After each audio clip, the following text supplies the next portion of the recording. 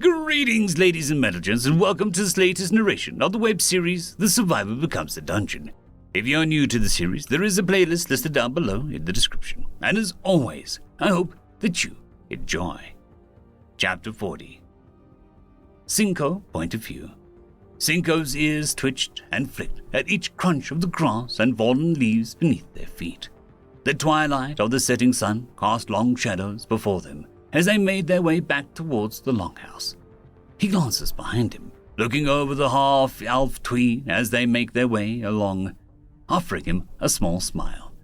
"So, Michelle, are you doing okay back there?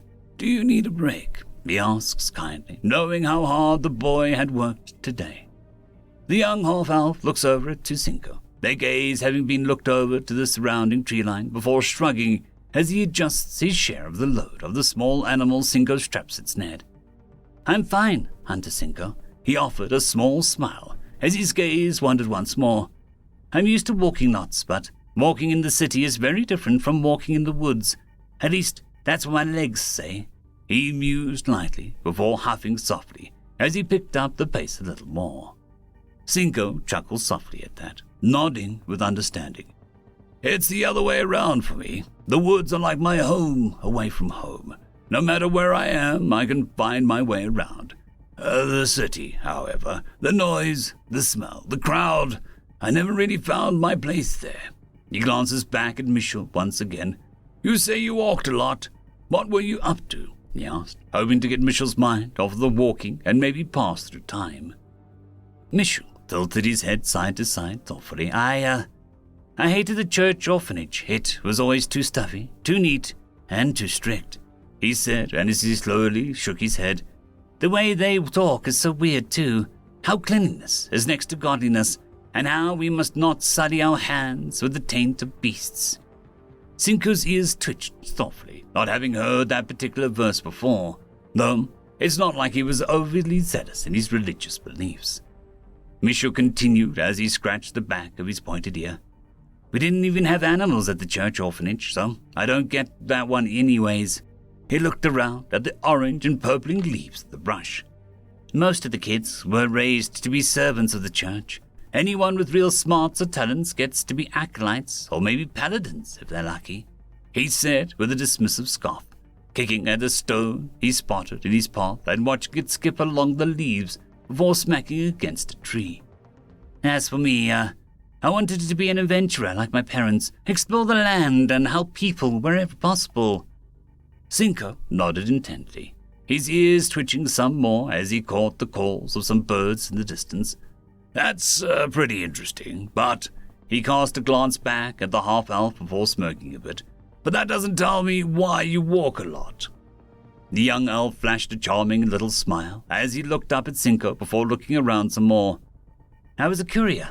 I ran messages for the priests, merchants, barkeeps, innkeeps, anyone and everyone that wants things to be delivered fast and discreetly. Ask for Michelle." He gushed, proud of his little advertisement, though he looked distracted. His shoulders sagged a little as he watched the back of Cinco's head. "I saw something I shouldn't have.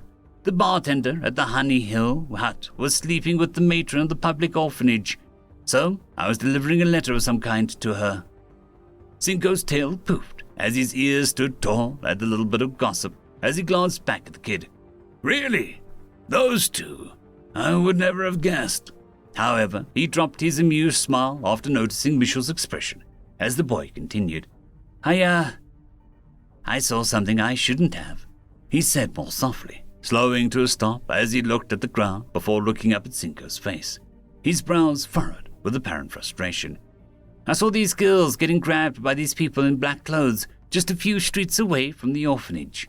It was a few of the Beast King girls that are back at the longhouse with the others," he explained, gesturing vaguely ahead of them, as if to gesture at the longhouse. I wanted to help. I tried to be the kind of hero my parents were, but, I couldn't do anything," he said quietly, before looking back up at Cinco. "I couldn't stop them. I shouted, punched, kicked, and bit. But all it took was one of those adults to hit my head, and the next thing I knew, I was waking up in chains with the others." He sniffed a bit, his tiny fist clenched and trembling before he began rubbing his eyes with his arm before shaking his head when he started walking again.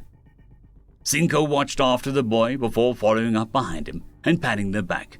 "Hey, what do you think about me teaching you about how to use a bow? It'll be the first step in becoming an adventurer like you wanted. We can see if Woody can find us a good piece of wood for a bow, and then we can put together some training arrows for you." Mitchell couldn't help but offer a smile, looking back at Cinco before nodding. "That sounds nice, Hunter Cinco. Thank you." Cinco smiled in response, though his expression dropped while his ears went haywire, flicking and twitching in various directions before looking down at Mitchell. "Drop the meat! Run!" Mitchell looked confused, his expression stuck between a smile and being stunned. "What?" Cinco shrugged off his share of game, grabbing Mitchell's arm before tossing away his meat. "Run!" As soon as they took off, Cinco could hear the howls in the distance. There were a lot of them, and they were close. "Cinco, what is it? What's going on?" Mitchell cried out, looking behind them and then looking back at Cinco. Cinco looked back at Mitchell, and he knew then that they would both die if they stayed at the place that they were going. "Wolves! I don't know what kind," he said, breathily, before looking around and then looking up before looking back down to Mitchell. "I'll come back for you, I swear, no matter what. Don't come down." "Come down? What are you—" But before he could finish his question, Mitchell was hoisted by the waist. Cinco took a breath before using his powerful legs and launching himself up into the air, ascending past the lower branches and tossing the boy onto a sturdy limb of the tree as Cinco dropped down to the ground. "Stay!" Cinco demanded, before looking at the wolves, 3 launching out from the bush and coming into view. He waved his arms before whistling at them. "Over here, you mangy mongrels!" he taunted as he shrugged off his bow and notched an arrow, letting one sail as it found purchase in the first wolf, sending it crashing into the ground while 4 more came into view after the first group. Mitchell clung to the tree, watching uselessly as Cinco led the wolves away. Now freed from the burden of having to watch over the life of another and only fending for himself, Cinco does his best to put some distance between himself and the wolves. He knows for a fact that he won't lose to them. He's already taken one of their lives. Notching another bow, he aims and fires off another shot, but it goes wide, burying itself in the dirt as the wolves close in. "Damn it! Damn it!" he cursed, notching another one, sending it as he buried an arrow in its eye. With that, he turned and ran, booking it as he led the pack away from the longhouse. If he died, hopefully the wolves would find another trail and go away from the others. 20 minutes later. The sun has already set, and Cinco's senses are in overdrive as the moons and stars barely illuminate his surroundings.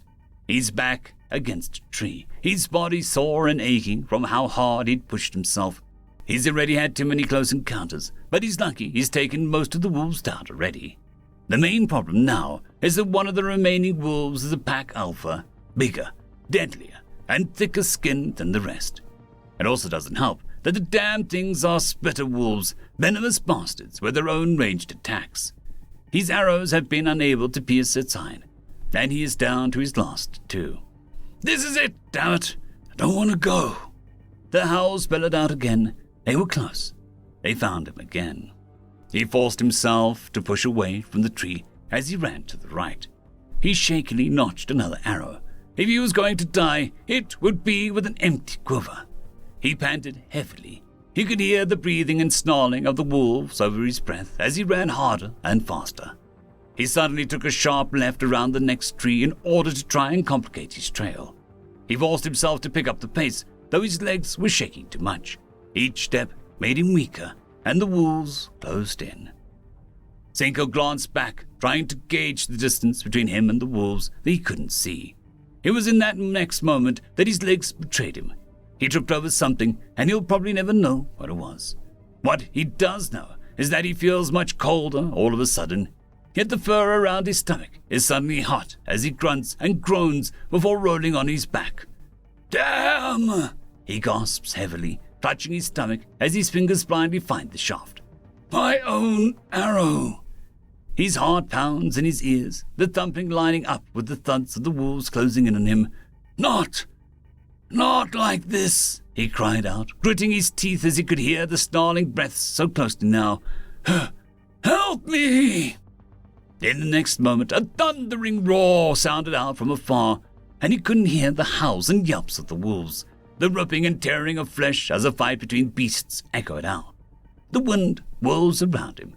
He can vaguely make out the flaps of wings, but his vision is starting to blur. You did good holding out for so long as you did, Cinco. Boyo is fine, and Basti will take care of the remaining beasts. All you need to do is stay alive. The herbalist is on her way. The being tweeted out. End of chapter. There is a new legend on the horizon. Blueberry Cat has taken the T6 Patreon spot. Thank you very much, and I'm sure that I speak for everyone when I say that.